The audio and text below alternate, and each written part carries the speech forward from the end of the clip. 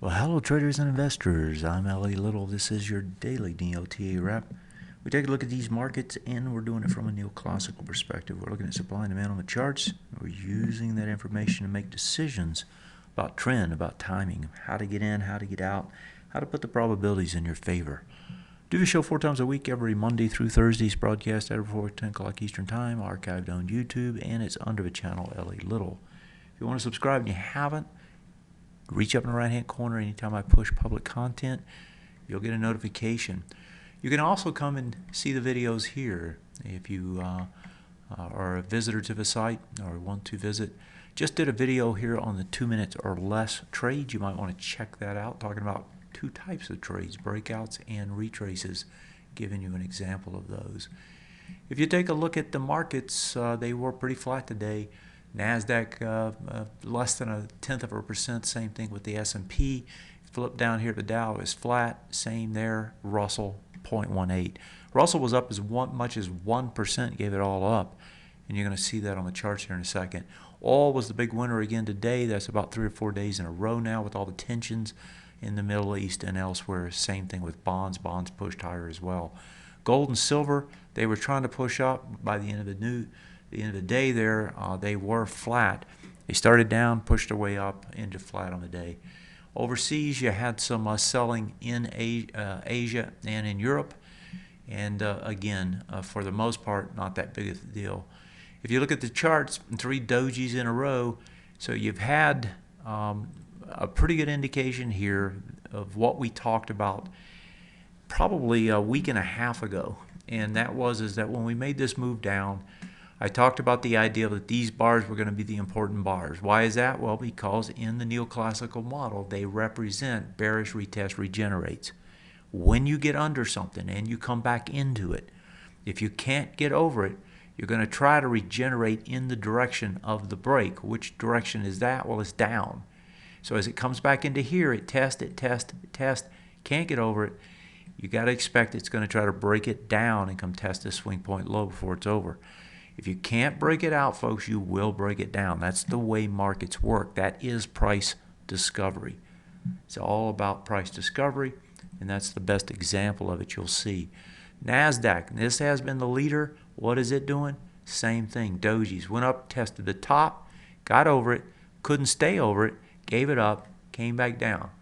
That is a test failure.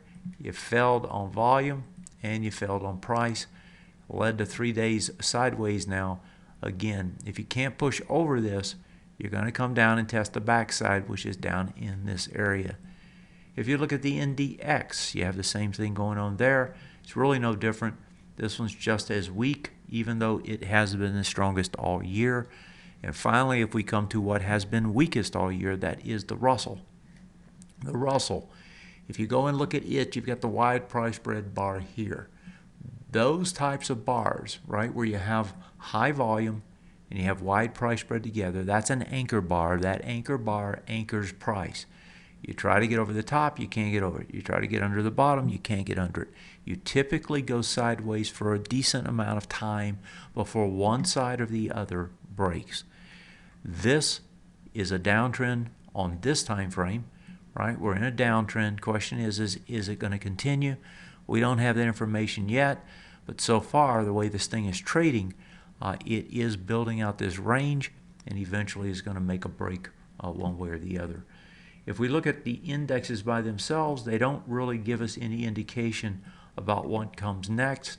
I looked inside the sectors before I came on the air. I don't see much there.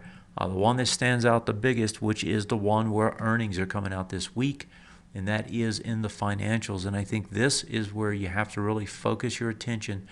You got swing point lows here and here. If you break those, right, you've got another one there. If you break them, all of those together also are on the daily. The weekly. And so that price point, and that price point is 2285, becomes fairly critical because if you break them on both time frames, you're going to get a faster move to the downside most likely. And if you go look at those videos I just pointed out, you're going to see what it means on the upside. You get the exact opposite. You get a faster move to the upside, usually 2 to 3 bars on the longest time frame that's broken. and in this case it would be a weekly. You'd expect 2 to 3 bars to the downside on the weekly. That's the way it shapes up tonight. You don't have a lot of more information other than what I just showed. The only other thing that really stands out is an attempt to break down the chips, and the chips have been the strongest sector all year long. This area here is where it's trying to break it down, comes into it tonight, has no volume. If you get this break, expect it to come down into these swing point lows. That's the way it looks tonight. Where's my take? It's still sideways, but the tendency here has been to try and break it to the top side, has been unable, and because of that, it makes me believe you're going to try to test the downside again fairly soon. That's it for tonight. Have yourself a great one. I'll see you next time. Good night.